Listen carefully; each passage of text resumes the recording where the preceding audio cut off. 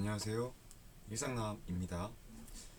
예, 먼저 강의 시작에 앞서서 OT 안 들으신 분들이 있을 거기 때문에 본 강의 자료는 일상남의 보학행이라는 카페에 이렇게 일상남의 보학행이라는 카페에 자료가 있습니다. 본 자료를 통해서 강의를 할 거기 때문에 뭐 지금은 파일이 다 안 만들어졌어요. 5월 중순에 다 만들어질 것 같고 여러분들이 다운 받으시면은 아마 제본을 뜨시는 게 더 편할 거예요. 굳이 3월이나 4월 중에 들으시는 분들이 계신다면 조금씩 뭐 양면 모아찍기나 두 페이지 모아찍기를 하셔서 종이를 아끼셔도 되고 굳이 프린트 안 하시고 다 올릴 때까지 기다리셨다가 프린트를 해도 되겠죠. 제본을 해도 되겠죠. 자료 설명은 끝났고 바로 강의 시작할게요. 앞에 구성 이런 말, 머릿말, 뭐 시험 출제 범위나 페이지, 추천 방식 이런 게 간단하게 있으니까 한번 읽어보시면 되고요. 네, 시작하도록 할게요. 민간 경비 서론, 경비 서론입니다. 경비 서론 1챕터. 뭐가 중요할까요? 여기서는 민간 경비랑 공경비의 차이를 아는 게 중요해요. 시대마다 경비원에 대한 개념은 틀리지만 그 먼저 공경비라는 건 국가적 경비라고 생각하세요. 모두가 세금을 내는 세금으로 업을 하시고 국가 법령에 정해진 직무대로 경비를 수행하시는 분을 공경비라고 합니다. 민간 경비는 돈을 받고 사인이 고용한 경비라고 생각하세요. 개인이 고용한 경비. 그러면은 둘 중에 뭐가 더 먼저일까요? 예, 민간 경비입니다. 나라보다 화폐나 돈 이렇게 보상 개념이 더 먼저 만들어졌으니까 자신을 지키려고 민간 경비를 했겠죠.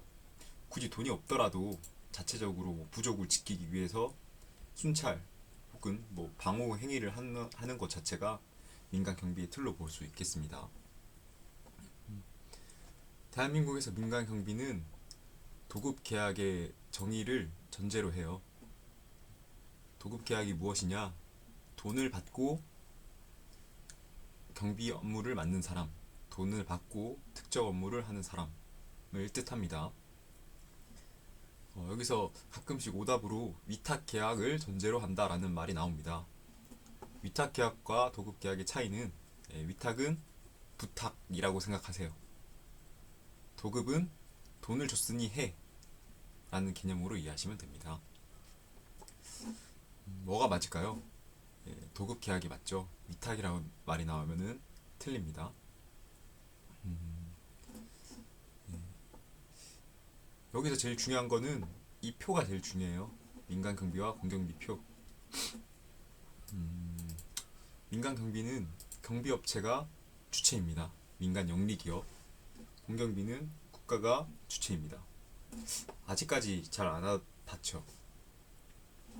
좀만 더 읽어볼까요? 예, 도급 계약을 전제로 한대요. 사익 보호를 위해, 개인의 보호를 위해. 공경비는 국민을 위한데요. 특정인이나 아니면 사인을 위해서 범죄 예방을 하는 것이 아니라 공익과 사익 보호를 둘 다 시행하죠. 여기서 사익 보호라고 써 있는데 민간 경비도 공익의 어느 정도 부분을 담당해요. 질서 유지를 하기 때문에. 굳이 나누자면은 공경비는 공익 보호를 더 크게 여긴다 이런 느낌으로 생각하시면 되세요.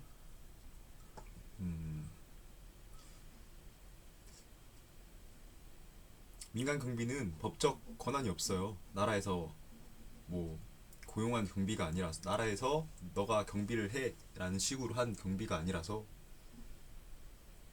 때문에 예방의 활동만 할 수 있고 공경비는 예방, 진압이 가능해요. 경찰분들을 토대로 하면 형사분들을 가장 쉽게 볼 수 있겠죠. 민간 경비는 사인의 신분이기 때문에 현행범을 체포할 수 있어요. 현행범은 경찰, 형사만 체포할 수 있냐? 아니에요. 누구나 다 체포할 수 있어요. 네. 그럼 누구를 체포할까요? 범행을 저지른 자 또는 저지른 흔적이 많이 보이는 자라는 개념으로 이해하시면 돼요. 이거는 뭐 당연한 말이죠. 신분. 네. 이것도 한번 읽어보시면 되고, 둘 다 범죄 예방이라는 공통점을 가진대요. 또 둘 다 공익적 기능. 단 민간 경비는 영리성을 더 중요시 여긴다. 둘 다 범죄 예방, 질서 유지, 위험 방지 활동, 재산 손실 방지라는 공통점 때문에 공익적 기능을 수행한대요. 네. 여기서 다 줄 것 같다고 중요한 게 아니라 줄 끄는 것에 대한 느낌만 아시면은, 그리고 이 차이를 계속해서 문제나 이런 거 푸시다 보면은 느낌이 확 와닿을 거예요. 주로 기억하실 부분들이, 인상 깊게 보실 부분이 이런 부분이란 뜻이고, OX 익히기 한번 가볼게요. 민간 경비는 강제력 사용에 제약을 받는다. 예, 그죠? 법적 권한이 없기 때문에 강제력 사용에 제약이 있죠. 공경비의 주체는 국가 또는 영리기업이다. 아니죠. 국가죠, 국가. 민간 경비업체의 주체는 영리기업이다. 그죠? 경비업체, 민간 영리기업이죠. 민간 경비와 공경비의 공통점은 범죄 예방과 진압이다. 아니죠. 범죄 예방만 공통점이고 진압은 공경비만 실시할 수 있습니다. 민간 경비는 국민의 재산 보호와 손실 감소를 목적으로 한다. 맞는 말일까요? 아니죠. 어찌 보면 국민이 될 수도 있지만 더 세밀하고 더 촘촘한 개념으로 가면은 국민이 아니라 특정인이죠. 나에게 돈을 준 사람의 재산 보호가 우선되고 그 사람을 서비스하다 보면 다른 국민을 도와주는 개념이죠. 그 국민이 먼저 목적이 돼서는 안 돼요. 네. 좀 더 말을 빨리 할게요. 너무 시간이 오래 걸려서. 그리고 OX 읽다 보시면은 이거 말장난 아닌가요? 라는 생각이 들 거예요. 말장난 맞습니다. 예. 이 경비수사 따실 때 다 말장난이에요, 말장난. 때문에 느낌만 알고 가도 풀 수 있고, 또 이렇게 그대로 자고 하나하나를 다 외우셔도 거기서 또 틀리게 나와요. 문제 지문 자체가 개념을 알고 있냐는 식만 물어봐서, 예, 개념만 확실히 잡고 가시면은 말장난이 나와도 맞출 수 있겠죠. 자, 한국에서의 경비업법상의 경비를 뜻합니다. 예, 경비업법에서는 시설 경비, 신변 보호 경비, 호송 경비, 기계 경비, 특수 경비 이렇게 5개로 나눠요. 간혹 문제에서 혼잡 경비를 특정한다. 아니면은 뭐 교통 질서 경비를 특정한다. 아니면 뭐 탐정 활동 경비, 민간 조사 업무를 특정한다. 이런 식으로 나와 있어요. 다 틀린 말이에요. 무조건 이 5개, 한국 경비업법상에는 이 5개의 경비 업무만 규정되어 있습니다. 자체 경비는 무엇이냐? 경비업체를 거치지 않고 경비를 고용하는 것. 원래 경비업법에는 경비를 무조건 경비법인을 통해서 고용하라고 돼 있어요. 도급 계약을 실시하고. 근데 예외 조항이 하나 있어요. 그건 경비업법을 하나 배우시면 되는데, 그게 집단 민원 현장 발생 3개월 전인가? 아니면 또 뭐 비슷한 개념이 있는데, 그런 데에 있어서는 자체 경비가 실시 가능해요. 그 때문에 뭐 청원 경찰이나 공공기관의 정규직 보안 요원이 자체 경비가 되는 거죠. 또 어찌 보면은 위병소 군대 할 때 위병소 서신 분들 계시죠? 그것도 군 부대 입장에서는 자체 경비의 일부분이 되겠습니다. 자, 실질적 의미 경비와 형식적 의미의 경비, 이것도 중요해요. 자, 큰 틀로 이해하자면은 실질적 의미의 경비는 모든 경비 활동, 형식적 의미의 경비는 법으로 제정한 것. 자, 법으로 제정했으니까 어떻게 써요? 형식적 개념으로 이해할 때 명확히 민간 경비와 공경비가 구분이 된다. 뭐 경찰관 직무집행법이나 경찰 공무원법, 경비업법 이렇게 구분을 해놨기 때문에 확연히 구분이 되는 거죠. 그럼 실질적 의미의 경비는 무엇이냐? 경찰, 뭐 사인 누구든지 경비 활동을 하는 것을 실질적 의미의 경비 활동이라 생각해요. 이 개념을 잡으셔야죠. 생명, 신체, 재산. 저는 이 세 문자를 보통 생신제라고 외워요. 생신제. 많이 등장하는 말이라서 생신제. 이 생신제를 지키기 위한 모든 활동을 실질적 의미의 경비 활동이라고 보시면 돼요. 자, 이 5번. 이 협의의 경비, 광의의 경비. 이거는 그냥 외우셔야 돼요. 예, 방범, 방제, 방화 등을 포함한 모든 경비 활동.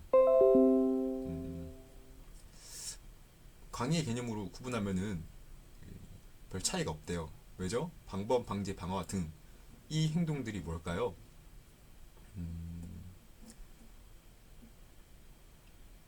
죄송합니다. 이게 중요한 말이죠. 공경비 활동을 제외한 모든 경비 활동. 예, 경비 개념에서 공경비 활동을 제외한 모든 경비 활동. 이게 무슨 말일까요? 공경비 활동에 뭐 중요한 부분이 무엇이 있을까요? 민간 경비와 공경비의 차이. 예, 법적 제약이죠. 법적 제압. 뭐 법적 강제력을 사용해서 수사를 한다든지 뭐 법적 재판을 한다든지 행동인데 이런 부분을 제외한 경비 활동을 말하는 거예요. 그러면은 당연히 범죄 예방, 질서 유지의 방범, 방제, 방화 등의 개념이 나오고 이러한 부분을 광의의 개념이라고 합니다. 그리고 이렇게 광의의 개념으로 구분할 때 민간 경비와 공경비의 차이가 없습니다. 구분 시. 혼돈되시죠? 공경비 활동을 제외한 모든 경비 활동인데 차이가 없다고 하니까 저도 알아요. 계속 보셔야 돼요. 이런 부분들은 혼돈되는 부분들은. 자, 협의 민간이 주체.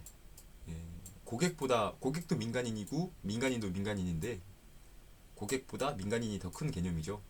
그런 식으로 저는 외웠어요. 협의는 민간인, 취업인은 제일 좁은 의미니까 고객. 여기 보시면 또 생신제 이렇게 좋은 말 나오죠. 자, 영미법계와 대륙법계. 영미법계는 미국 그러니까 지방자치 문화의 지방자치분권의 일부분이라 생각하시고 대륙법계는 중앙집권적 국가라고 생각하시면 돼요. 간단한 배경 설명하자면 미국은 유럽에서 넘어가서 사람들이 국가를 개설했어요. 대륙법계는 원래부터 고조선 뭐 옛날 선사시대 때부터 사람들이 모여서 국가가 만들어지고 그 체계가 오랫동안 이루어져 왔어요. 때문에 뭐 왕이 힘이 있었고 왕이나 중앙 관료들이 체계를 잡아서 이제 살아왔죠. 영미법계는 어떨까요? 사람들이 처음 아메리카 대륙으로 가서 모두가 동등한 신분으로 살기 시작했어요. 법이 없죠. 없으니까 서로 타협을 하고 이렇게 하자, 이렇게 하자, 이렇게 협의 위주로 갔죠. 어떤 면에서는 제일 효율적이라고 보기도 하고 어떤 면에서는 너무 사인에게 큰 범위, 그러니까 애매한 부분들이 있다 법적 제한하기에 이런 느낌으로 생각하시면 돼요. 자, 그러면은 영미법계 민간경비와 대륙법계 민간경비의 차이를 보겠습니다. 영미법계는 경찰과 마찬가지로 경비 주체로서 인식을 해요. 왜냐하면 경찰 자체가 공경비라고 생각하시면 되거든요. 직업적 경찰이기 때문에 영미법계를 처음 갔을 때 그게 없죠. 그 나라가 없기 때문에 권한을 가진 경찰이 없었어요. 때문에 특정인한테 너가 경비를 좀 서다오, 돈을 줄 테니 라는 식으로 보안관 개념이죠. 실제로 말하면 주 단위에서 이제 하나씩 잡아갔겠죠, 체계를. 그렇기 때문에 별로 차이가 없어요. 또 특징적으로 미국은 공무원인 경찰분들이 투잡이 가능해요. 때문에 경찰분들이 뭐 오전 파트타임 끝났다 그럼 오후에 투잡으로 경비업체 들어가서 경비를 서는 경우도 있다고 합니다. 뭐 그렇다고 해서 법적 강제 권한이 있느냐 이런 건 아니에요. 대륙법계 국가경찰의 지도 감독 하에 사전적 예방적인 기능을 하는 사람. 우리나라 경비도 이런 부분이죠. 정치체는 어떤가요? 지방자치죠. 주단위 지역구를 형성해서 자치를 합니다. 대륙법계는 중앙집권입니다. 자, 이게 중요하죠. 대륙법계 민간경비원보다 폭넓은 권한을 행사한다. 대륙법계는 법적 권한은 공경비에게만 있다. 어디에? 통치권에 근거하여. 자, OX로 빨리 넘어갈게요. 죄송합니다. 민간 경비의 서비스 제공은 국가로부터 주어진다. 아니죠. 어디로 갔지? 예, 여기 민간 경비 영리기업 경비업체죠. 민간 경비는 사전 예방 기능을 주임무로 한다. 맞는 말이죠. 예. 현재 우리나라에는 경찰관 신분을 가진 민간 경비원이 없다. 예, 없습니다. 미국에만 있어요. 다른 나라에도 있을 수 있고요. 근데 통상 경비조사 문제에서는 미국과 우리나라 이런 식으로 꼬아서 냅니다. 예, 또 민간 경비는 일반 통치권에 근거한 활동이다. 공경비의 특징이죠. 민간 경비업은 자연인이 아니면 영위할 수 없다. 법인이 아니면 영위할 수 없습니다. 참고로 이 지문이 맞는 말이 될 수도 있어요. 어떤 때 맞는 말이냐? 이 우리나라에서는 법인이 경비업을 할 수 있지만 다른 나라에서는 자연인이 할 수도 있어요. 이게 오답 지문으로 제가 한번 봤었는데 때문에 민간 경비업을 국가 단위나 큰 개념으로 자연인이 아니면은 영위할 수 없다라는 식으로 물어본다면 틀린 말이겠죠. 다른 나라에서는 자연인이 할 수도 있으니까. 대신 우리나라라고 특정을 한다면 경비업법상에서는 법인만 가능하기 때문에 맞는 지문이 되겠죠. 민간 경비원은 현행범을 영장 없이 체포할 수 있다. 그죠? 영장을 필요한 거는 법적 강제력을 행사할 때 검사가 판사분에게 요청을 해서 영장을 발급받고 이제 공적인 업무를 진행하는 거죠. 경비업자는 불특정 다수에게 서비스를 제공할 의무가 없다. 네, 특정인에게만 도와주면 됩니다. 특정인의 도급 계약으로 맺어진 그 특정 고객분한테만 도와주면 돼요. 나머지는 쉽고 그죠? 민간 경비의 법률 관계의 근거는 경비 계약이고 공경비는 법령이다. 예, 맞는 말입니다. 민간 경비 업무 특수성으로는 조직성, 돌발성, 권력성, 정치성이 있다. 네, 맞는 말이죠. 틀렸네요, 하나. 예, 정치성과 권력성은 없는 말이죠. 예, 뭐 위험성이라거나 순발력 이런 좀 긴급한 사항이 들어가겠죠, 대신에. 협의의 개념은 방범 방제 방화를 포함한다. 아니죠. 이렇게 자연재해나 피해에 관해서 큰 범위는 강의의 개념이고 이 부분을 나눌 때 공경비와 민간 경비의 차이를 제외를 하여야 하고 또 광해의 개념으로 분류할 때 민간 경비와 경비에 있어서 민간 경비와 공경비의 차이가 확연히 드러나진 않습니다. 민간 경비의 개념 중 광해의 개념은 공공의 안녕과 질서 유지 등을 포함한 경찰과의 없다. 다시 읽어볼게요.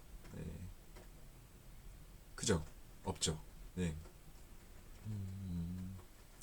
최협의의 개념은 민간이 주체가 되어 실시하는 경비를 뜻한다. 아니죠. 협의의 개념이죠. 협의의 개념. 최협의는 고객이 주체가 돼야죠.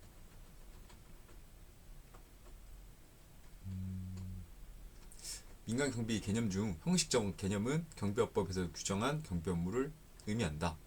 그죠? 법령에서 정한 업무를 의미하죠. 밑에도 맞는 말이고 실질적 경비의 개념은 국민의 생리신체, 질서, 범죄 예방 활동을 의미한다. 그죠? 모든 활동을 뜻하니까. 잠시만요. 또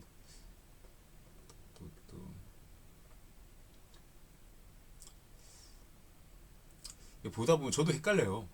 그렇기 때문에 OX가 이게 좋은 게 문제 지문 하나하나에 집중을 할 수 있는 게 장점이고 사지선다라고 가시면은 틀린 지문이 있기 때문에 애매한 거는 세모 쳐놓으시고 다른 지문 확인하면 오답이 확연히 보입니다. 자, 2절 들어가기 전에 1분 정도 쉬어 갈게요. 네. 강의마다 이제 1분 휴식 메뉴가 제가 생각을 해봤어요. 그래서 어떻게 하면 좋을까? 저보다 경비업에 지식이 많으시고 삶의 지식이 많은 분들도 계시겠지만 오늘의 주제는 경비원의 위치죠, 위치. 예, 현재 경비원은 종합예방인의 개념으로 가셔야 돼요. 경비업법상에서는 범죄 예방만 하면 된다고 하지만, 도난, 화재 그 밖에 혼잡만 예방하면 된다고 하지만, 그 문구 자체가, 그 밖에 혼잡이라는 문구 자체가 종합 예방인을 뜻하고 있는 부분이죠. 때문에 요즘 경비분들은 굉장히 박학다신 분들도 많아요. 제가 특수경비 교육을 이수하러 갔을 때 뭐 토익 980인데 경비를 하러 왔다든지, 과학고등학교 출신인데 경비를 하러 왔다든지, 이런 고스펙 분들인 자도 많았어요. 왜 이걸 하는지는 물어봤죠. 근데 이게 경비 업무 자체가 워라밸 이렇게 추세로 가는 부분에 있어서 어울리는 부분도 있고, 또 페이도 나쁘지 않고 몸이 생각보다 편하거든요. 때문에 이제 못 배워서 경비를 한다, 할 게 없어서 경비를 한다, 이런 느낌보다는 종합적인 예방인 차원에서 박학다식한 경비,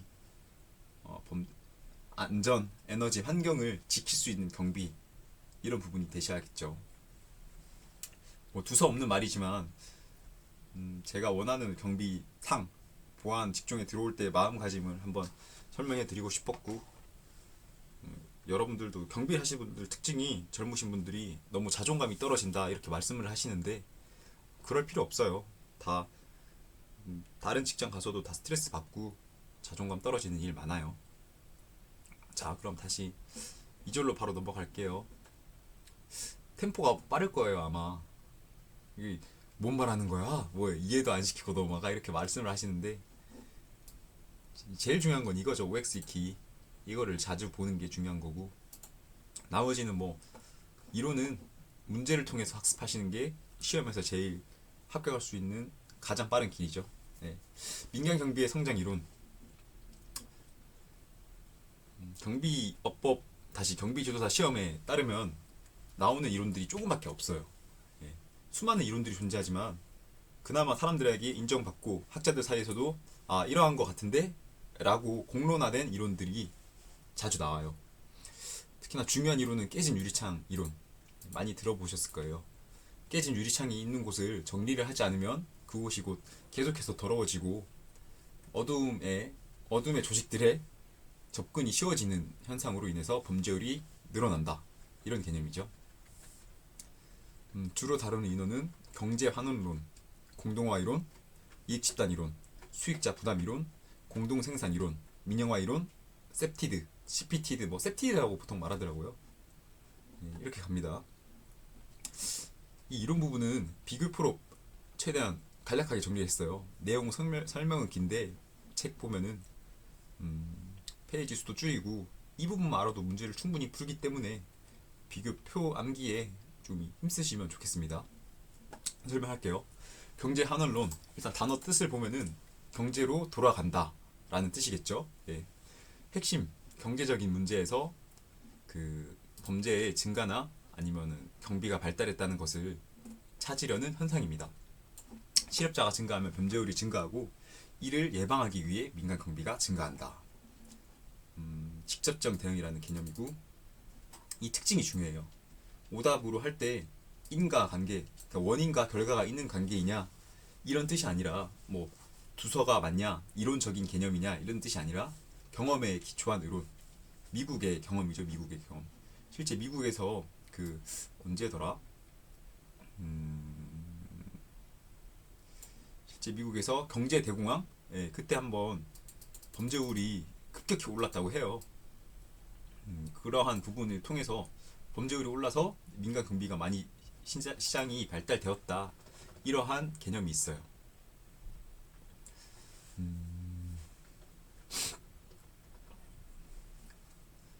또 거시적인 접근이죠. 왜냐하면은 경제라는 부분 자체가 경비라는 개념보다 경제가 더 큰 개념이잖아요. 경제, 사회, 정치, 이러한 큰 맥락들이 있는 게 때문에 실업이나 경기 침체라는 큰 사회적 문제에서 시작하는 것 자체가 거시적 접근인 거죠.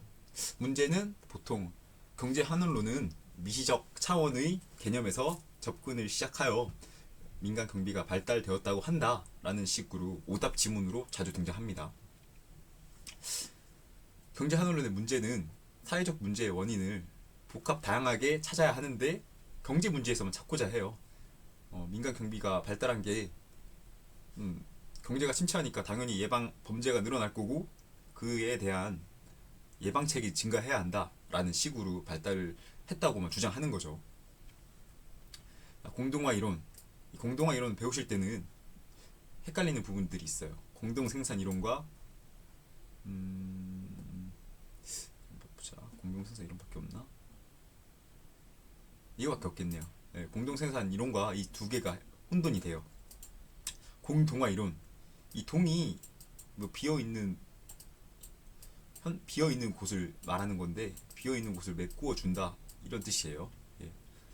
경찰이 원래 경비 활동을 다 하면 좋죠. 근데 그 인원이 제한되고 세금을 다 내는 게 아니니까 민간 경비가 경찰이 수행하는 부분의 모자란 부분들을 메꾸어 주는 거죠. 그렇다면은 경찰이 민간 경비를 이제 지휘 감독한 게 있냐라고 물으면은 또 아닌 거죠. 예. 민간 경비가 도와주는 개념이기 때문에 상호 보완적 관계인 거죠. 이 말이 좀 중요해요. 비어있던 것을 메워주는 개념인데 보완하는 거기 때문에 보충 혹은 보조자의 역할을 해요. 왜 이 말이 중요하냐? 여기 공동생산 이론 가면은 여기는 상호협력 개념이에요. 공동생산 이론은 치안 서비스를 같이 만든다는 느낌이기 때문에 경찰력이 계속해서 충분하다. 그러니까 경찰력이 증대가 한계가 있다고 생각하는 거예요. 아무리 많이 경찰력을 증가시켜도 법적 제한이 있기 때문에 뭐 100명이어도 경찰관 직무집행법은 잘 따를 거니까 이러한 부분을 조금 예방할 수 있는, 그러니까 예를 들어서 영업방해죄라는 부분에 있어서 경찰이 직접 와서 당신 영업방해죄입니다 이럴 순 없잖아요. 경비분들이 고용이 돼서 그 민간인에게, 계약인에게 그분의 입장에서 경비를 해야지 민간인 대 민간인으로서 영업방해죄입니다 라고 말할 수 있는 거겠죠. 때문에 이렇게 공동생산 이론에 따르면은 시민이 능동적으로 이렇게 경비활동을 하기 시작했대요. 때문에 보조적 개념이 아니라 민간 경비를 주체적 차원으로 인식을 해요. 이 두 개 개념 때문에 상당히 혼돈이 많이 되죠. 보조자와 주체적 차원의 개념, 이 부분을 좀 유의해 주시고요. 나머지는 뭐 쉽죠. 이 문구 자체는 이익집단 이론, 민간 경비를 독립된 행위자로 인식합니다. 왜? 돈 때문에. 이 부분이 좀 혼돈되는 게 이익집단이라는 말과 수익자 부담 이론이라는 말이 조금 또 같이 와닿아요. 근데 이익집단은 돈을 받는 집단이라 생각하시고, 수익자 부담은 이제 돈을 버는 사람이 네 보호는 네가 해. 이익집단은 경비업 법인이 있으니까 우리도 돈 벌려면은 점점 장비도 늘리고 인원도 늘려가고 이제 시장도 확대해야 돼 라는 개념인 거예요.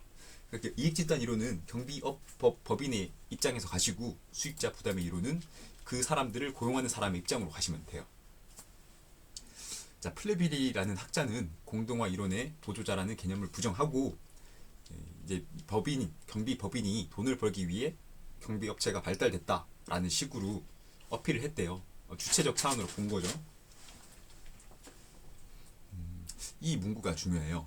내버려 두면은 보호받지 못할 방치된 자산을 민간 경비가 보호한다. 이 문구가 나오면은 뭐다? 이익집단 이론이다. 수익자 부담 이론. 공권력은 거시적인 곳에, 개인 사유재산 보호는 개인 스스로. 네가 벌었으니까 네가 보호해라.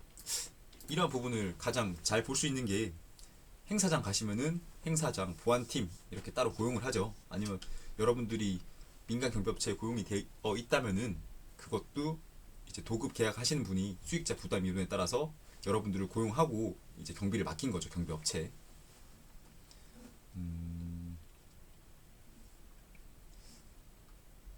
경찰은 일반 기업의 빌딩까지 경찰이 개입할 필요는 없다. 저는 이게 좀 틀린 말 같은데, 어느 정도 도움을 해줘야 될 것 같은데, 기업도 세금을 내니까 민간 경비론에서는 그 이론의 차이를 확실히 하기 위해서 공권력이 보호하기보다는 사익 보호는 스스로 해라 라는 식으로 다가간대요. 이 문구가 나오면 혼돈이 많이 되실 텐데, 다른 지문에서 좀 답을 찾아보시고 넘어가는 것도 괜찮겠죠.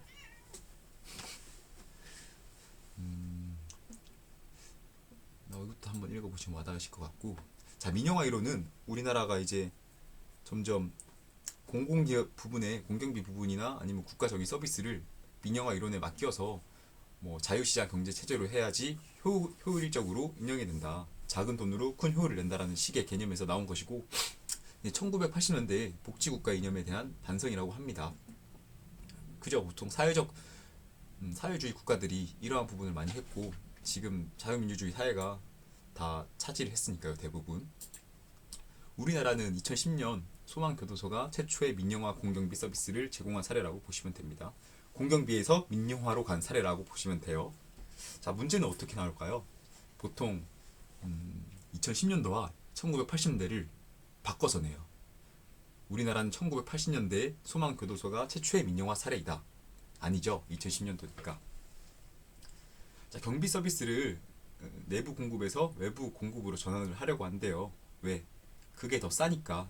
자체 경비 같은 경우에는 정규직으로 데려와야 돼요. 그러면은 어떻게 될까요? 예, 그분들에 대한 임금이나 보수가 보장돼야 되겠죠. 복지나. 하지만 경비업체에 이 부분을 맡기면은 경비업체는 낙찰 싸움이라 하거든요. 보다 싼 값에 많은 서비스를 제공해줘야 도급인 입장에서는 좋은 거니까, 이렇게 적은 돈에 고효율을 내기 위해서 내부 공급에서 외부 공급으로 전환을 하는 거죠. OX 한번 풀어볼게요. 자, 경제환원론은 내버려 두면 보호받지 못한 채로 방치된 재산을 민간 경비가 보호하기 위해 성장하였다는 이론이다. 못하는데 이거 고쳐야겠네.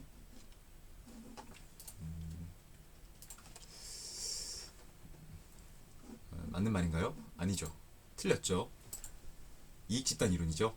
경제환원론은 거시적 차원에서 경제에서 문제를 찾는 것이죠. 민간경비 성장 이론 중 경제환원론은 인과관계에 근거한 이론이다. 틀린 말이죠. 경험적 근거, 미국의 경제 침체, 대규모 경제 집체, 언제였지? 세계 2차 대전이 끝나고 1차 세계 대전이었나? 끝나고 경기 침체라 해서 막 증권이 폭락하고 그럴 때가 있는데, 그러한 부분을 겪으면서 경제가 침체되니 범죄 예방 차원에서 경비들이 많이 고용되더라 라는 경험적 차원에서 근거한 이론입니다. 나머지는 비슷한 이론이고, 이 부분 나오네요. 플레빌은 보조자라는 개념을 찬성했을까요? 아니죠. 이익 집단 이론에 따르면은 주체, 하나의 독립적 해이자로 인식을 했죠. 또 혼돈되실 만한 부분이, 개인, 사유재산의 보호를 국가가 나서서 해야 한다는 것은 수익자 부담 이론이다. 아니죠. 개인, 사유재산의 보호는 개인이 해야 되죠. 국가가 나서 할 필요가 없습니다. 치안서비스 공동생산 이론에 의하면 사회 문제를 경찰력으로 해결하는 것이 답이 아니므로 시민의 수동적인 참여를 요구한다. 아니죠. 수동적은 강제로 시키는 거고 자발적인 참여를 요구하죠. 다가가네요. 자, 2. 셉티드 크라임 프리벤션.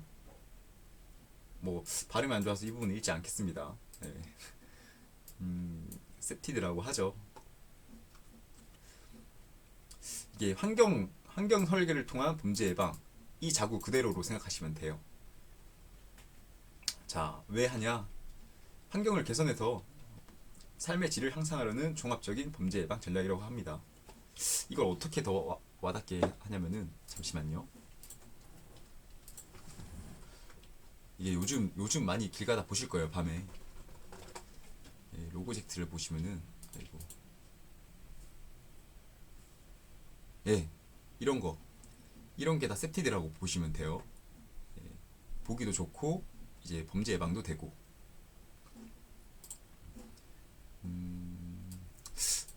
보기 지문에 자주 등장하는 지문은 건물 모서리를 둥글게 한다. 갇혀 있으면은 사람들이 차갑고 어두운 이미지를 받는다고 해요.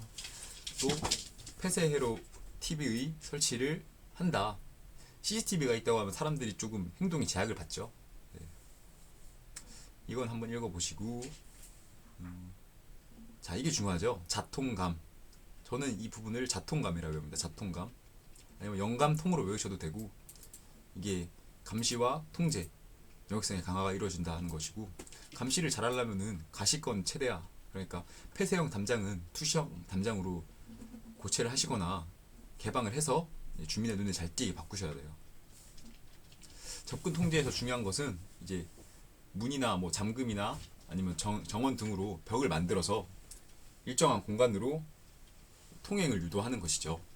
또 출입을 통제하고 노출된 아파트의 노출된 가스 배관을 실내로 유도하는 것도 길 자체를 막는 거잖아요. 도둑들이 들어올 길을 접근 통제 방식으로 보면 되겠죠. 영역성의 강화는 이제 요즘 공원이나 아니면은 길가의 가로변에 보면은 주민들 휴게 공간이라고 좀 설치되어 있는데, 그런데 주민들의 야외 활동을 촉진함으로써 사람들이 많이 돌아다니게끔 범죄 예방이 될 수 있게끔 하는 현상입니다. 셉티드의 전략에는 1차적 전략과 2차적 전략이 있는데, 여기서 중요한 거는 2차적 전략에 있어서 조직적, 기계적 접근 방법을 고려해야 돼요. 조직적 방법이 무엇일까요? 네, 경비원들을 조직하는 것이죠. 아니면 사람들을 치안 방법들을 형성한다거나 그러한 부분을 고려해야 되고, 기계적 접근 방법은 자물쇠 뭐 이런 거죠. 기계적인 통제, 이러한 부분을 다 같이 고려를 해야 된다. 1차적 통제는 보통 어떤 개념이라고 설명을 해야 할까? 1차적 통제는 좀 딱딱하게 막는 개념이에요. 2차적 통제는 보다 부드럽게, 그러니까 이 부분이 더 셉티드에 맞는 개념이죠. 뭐 이 부분은 여기서 1차에서 접근 통제 조직이 경비원이라면은 2차적에서는 시민이나 아니면 일반인들을 고려해서 사람들의 통행을 많이 유도해서 접근하는 개념 등, 이런 식으로 다가오시면 돼요. 동심원역론 이론은 이제 세계가 중첩될수록, 그러니까 자통감이 많이 원을 만들어서 이 원에 대한 부분들이 중첩이 많이 되는 것들이 높은 자산이다. 그러니까 비싼 물건일수록 세 가지 이 부분들을 꼭 같이 해야 된다라는 이론이고, 중요한 개념보다는 이러한 개념을 주장한 사람이 있고 이러한 이론이 있다, 이런 것만 생각하시면 돼요. 자, 범죄 예방 구조 모델론, 구분만 잘하시면 돼요. 구분만. 자, 1차 범죄 예방은 일반 대중을 통제로 해요. 2차 범죄 예방은 우범자를 대상으로 해요. 3차 범죄 예방은 실제 범죄자를 대상으로 해요. 여기까지는 보통 혼돈이 안 되는데, 이 예방 실질자 실시 방법이 혼돈이 됩니다. 일반 대중은 바로 내 옆에 있는 사람, 서로 한다고 생각하세요. 이웃, 방범 교육이나 형사 사법기관 활동에 의함. 자, 우범자 같은 경우에는 지도자, 교육자, 이제 교육적인 부분을 도입을 한다고 생각하세요. 그리고 저는 3차는 확실히 바로 외웠어요. 실제 범죄자이기 때문에 지역사회 교정 프로그램이나 민간단체가 도입이 돼야 돼요. 혼돈이 된다면 여기 형사사법기관 활동에 의한다는 말이 있는데, 이러한 부분들 때문에 3차와 1차가 혼돈이 되기도 합니다. 하지만 민간단체, 지역사회 교정 프로그램, 이거 확실히 잡고 가시면은 1차랑 2차가 이 두 개는 구분이 확실히 되기 때문에 보통 혼돈 된다는 부분은 없을 거예요. 자, OX 기 한번 가볼게요. 환경 설계를 통한 범죄 1차적 기본 전략은 자연적인 통제, 자연적인 감시, 영역성의 강화라는 세 가지 차원에서 출발한다. 그죠? 자통감. 예, 맞는 말이죠. 자, 셉티드는 시민의 삶과 질 향상을 위해 범죄 예방을 추구하는 것을 포함한다. 예, 맞는 말이죠. 48번.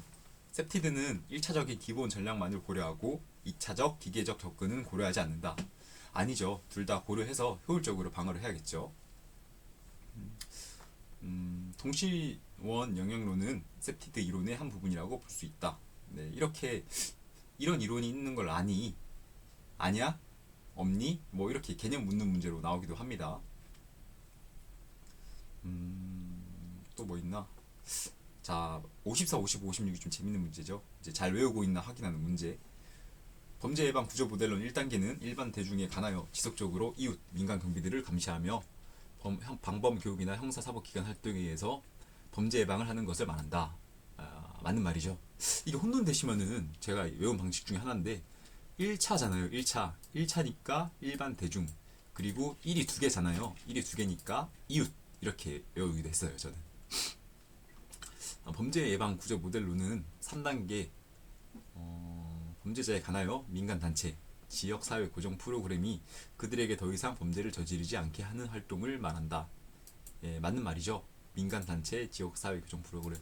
그럼 2단계는 뭘까요? 2단계는 우범죄에 관해서 이제 교사나 가족, 이러한 분들이 범죄를 저지르지 않게 교육을 하는 활동을 말합니다. 여기까지 하면은 오늘 1강 끝나게 되고요. 조금 말이 빠르고 서투른 부분이 있지만 차차 개선하도록 하겠습니다. 자, 마지막 1챕터 핵심 OX죠. 이 부분이 나중에 어플 OX 지문으로 갈 테고 이 부분만 여기 20문제만 다 푸실 줄 아시면은 나중에 문제 가서도 혼돈 안 되실 거고 복습도 충분히 되실 거예요. 자, 그러면 이거 답을 또 올려드려야 되구나. 예, 답도 오늘 올려놓을게요. 다음에 또 강의 볼 수 있으면은 빠른 시일 내에 올릴 수 있으면은 올리도록 하겠습니다. 수고하셨습니다.